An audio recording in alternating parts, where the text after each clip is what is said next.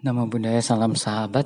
Ini kami sangat berbahagia ya, karena para sahabat di Jakarta bisa secara inisiatif pribadi, mereka bisa bersama-sama pergi ke Dhammacakka untuk melakukan sanggadana, melakukan Mahana Makara pada Buddha di Bhakti Sala Utama. Dan juga yang dipersembahkan juga sangat dahsyat, sepertinya itu nasi ya, dan daging babi ya, babi kecap. Jadi dana yang sangat luar biasa itu Sukeba Kimku ya. Atau kalau di case ini adalah susu babi, susu nasi babi ya. Susu nasi babi, kemudian kayak air mineral ya, atau di sana itu Oceana ya. Oceana itu kan kayak air garam, ada lemonnya juga, ada gula ya. Ini dana yang sangat baik ya, terutama ada daging babi ya. Lalu susu nasi babi itu dana yang sangat dahsyat ya. Nutrisinya, elemennya, elemen dominan tanah, dominan air. Lalu mereka juga lakukan pangsem ya.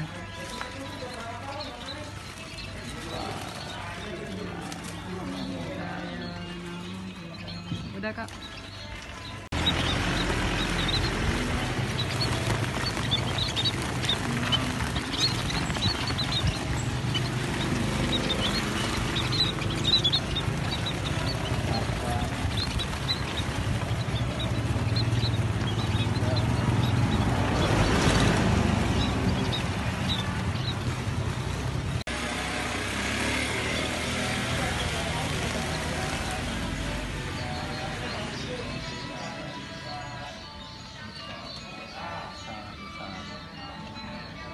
Dorong pagi 3 kali.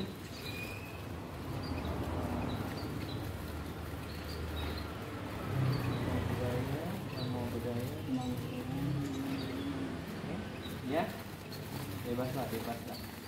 Kita masuk selama masuk. Oke.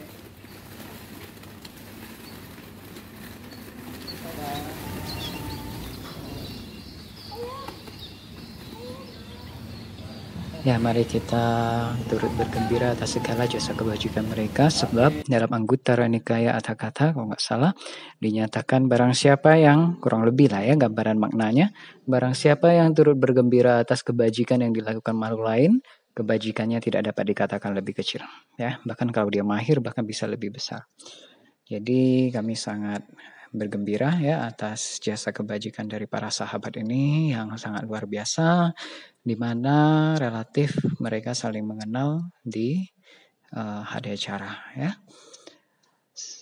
Kami sangat berbahagia karena kayak nyaris kami nggak ada menyuruh secara spesifik untuk melakukan ini, dan mereka melakukan dengan sebegitu indahnya ya. Kami sangat rejoice. Oke, mari kita katakan sadhu, sadhu, sadhu. Kemudian kalau misalnya ada yang bertanya,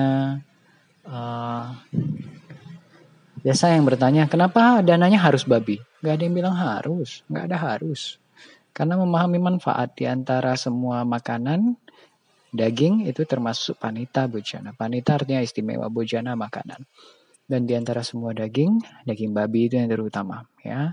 Daging babi yang terutama itu bagaimana? Itu penjabarannya ada lagi, itu bisa baca tentang di kalau nggak salah Mahaparinibbana Sutta Atthakatha. Mahaparinibbana Sutta Wanana, penjabaran tentang Mahaparinibbana Sutta ya, terutama tentang Sukara Madawa. Maka akan bisa paham. Ini maaf ada gangguan audio biasa karena sambungan ininya ya, bisa terputus kadang antara record dengan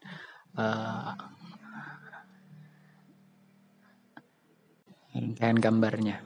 Kami juga masih belajar pakai apps untuk ngedit ini. Lalu kadang ada yang bertanya, itu kalau yang jual burung depan wihara kita boleh fangsung ya? Logika. Kalau anak Anda diculik, minta tebusan 200 juta. Bayar atau enggak? Bayar toh. Lalu 3 hari kemudian dia ditangkap lagi. Diculik lagi. Minta bayaran 200 juta. Bayar enggak? Tebus nggak? Tebus toh? Lalu kalau misalnya ditangkap lagi, diculik lagi, minta tebusan lagi 200 juta. Atau bahkan 500 juta naik. Tebus nggak? Tebus toh. Mataya yang putang ayu saega putam manuraken.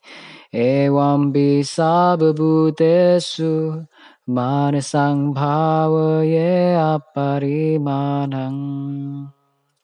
Bagaikan seorang ibu yang, gambaran makna bukan terjemahan, bagaikan seorang ibu yang akan melindungi anak yang melindungi putra tunggalnya bahkan dengan kehidupannya sendiri.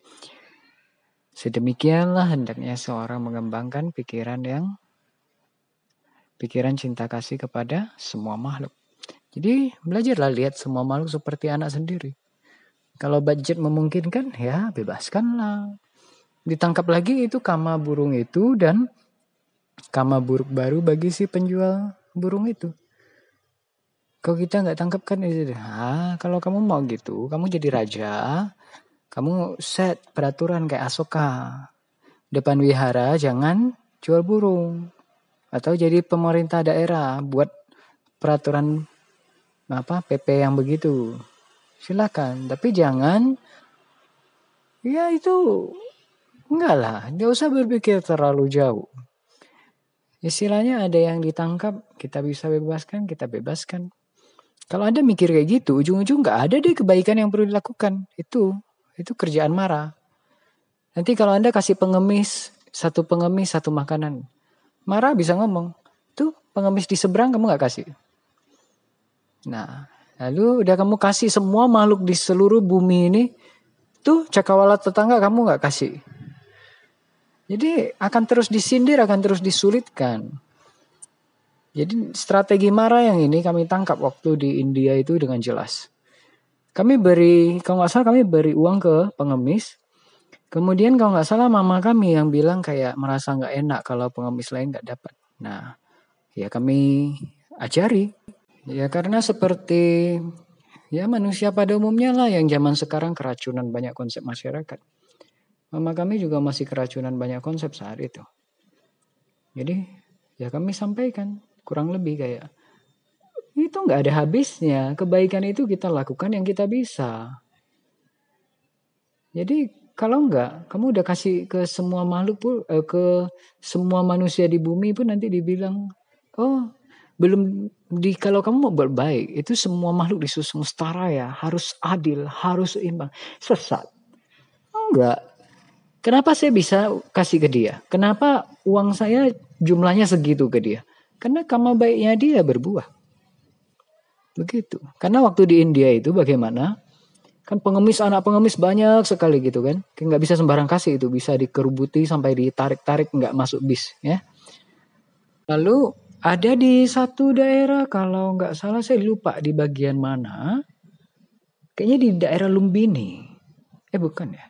Ada satu daerah yang kita kunjungi, itu banyak anak-anak desa yang miskin, mereka bisa chant iti piso. Dan mereka chant iti piso bhagawa dengan nadanya mereka lah gitu. Sampai ada yang kayak pakai alat musik gitu sambil dinyanyiin iti pisonya. Itu hati itu bergetar loh. Kenapa? Karena kayak ketika kita melihat ada makhluk yang mengagungkan keagungan sang guru ya. Itu hati itu bergetar. Jadi kayak biasa kasih ke pengemis mungkin ya berapa rupiah ya yang kecil 10 rupiah biasanya. Ada lembaran 10 rupiah. 1 rupiah mungkin sekitar 200-an. Nah jadi ya kira-kira 2000-an gitu. Kalau nggak salah saya kasih dia berapa saya lupa. Yang pasti cukup besar. Dan itu kan mungkin kalau nggak salah ada cukup banyak anak pengemis. Tapi yang chant itu yang nyanyiin iti piso itu mungkin cuma 1 atau 2 gitu. 1 yang pegang alat musik, 1 kayaknya enggak. Nah, yang saya berikan adalah ya ke yang chant iti piso dan itu besar sekali. Angkanya besar sekali. Dan yang lain kayak saya nggak kasih. Kenapa? Ya hak saya dong. Berbuat baik maksa. Kalau orang bilang, nggak adil itu apa? Makhluk dungu. mulutmu itu kau gerakkan di waktu yang tepat dengan cara yang tepat. Tapi ya kita nggak bisa sih mengharapkan makhluk dungu untuk berpikir, bertindak, berucap dengan cara tidak dungu. Berbuat baik itu suka-suka kita lah. Sudah syukur kita mau berbuat baik. Daripada nyuruh orang, ayo udah kamu kalau kamu merasa saya nggak adil lah, kamu yang pakai uangmu bayarin mereka semua. Gitu aja kok repot. Gitu, jadi perlu paham para sahabat. Kebaikan itu bukan cuma kebaikan itu bukan kelemahan. Melainkan bukan cuma kebaikan itu bukan cuma kebaikan itu tidak lemah, melainkan kebaikan itu jauh dari kelemahan. Jadi nggak ada istilah lembek-lembek. Kalau Anda berpikir kami itu guru spiritual, sosok spiritual yang dalam pikiran Anda lembek-lembek begitu, maaf tidak. Tapi kalau Anda paham ahli bela diri, master kungfu, master tai chi, master bela diri, Anda lebih mudah paham kami. Guardian utama kami itu yang pakai armor. Dan Guardian utama itu mencerminkan tendensi internal kita. Jadi ya kami gayanya ya seperti itu. Kami suka lembut, kami tidak suka kekerasan. Tapi ketika ada tendensi untuk mencelakai kebenaran, mencelakai kebaikan yang sedang kami lindungi, hati-hati. Kami nggak kasih celah sebisa kami. Ya, jadi nggak ada istilah. Kebaikan lakukan. Lakukan kebaikan, lakukan dana sebisamu. Siapapun yang mencela, suruh dia lakukan lebih baik kalau dia bisa. Jadi nggak usah pedulikan dia. Oke, santai. Karena ciri dari ajaran Buddha itu tidak ada kebajikan yang terlalu kecil. Tidak ada kebajikan yang layak untuk dihina. Oke? Yang layak untuk dicela hanya keburukan, kejahatan. Tapi gaya ajaran Mara adalah mencela, menghina, mengecilkan kebajikan. Dia sifatnya melemahkan hati makhluk sehingga makhluk tidak berkeyakinan pada kebaikan. Melepaskan kebaikan, malu terhadap kebaikan, takut terhadap kebaikan. Itu gaya ajaran Mara. Maka tak kasih tempat, tak kasih celah. Oke, baiklah, terima kasih. Kami sangat turut bergembira. Melihat foto bersamanya itu luar biasa indah ya, kekuatan dari elemen yang refine. Karena itu rata-rata semuanya sudah latih refine elemen until one extent ya. Yang puasa benar sering juga ada ya. Yang makan sekali duduk banyak di foto 10 orang itu ya. Jadi memang karisma, warna, aura dan sebagainya itu sangat luar biasa. Oke. Maha Anumodami, bukan Anumodana. Maha Anumodami. Sadu, sadu, sadu.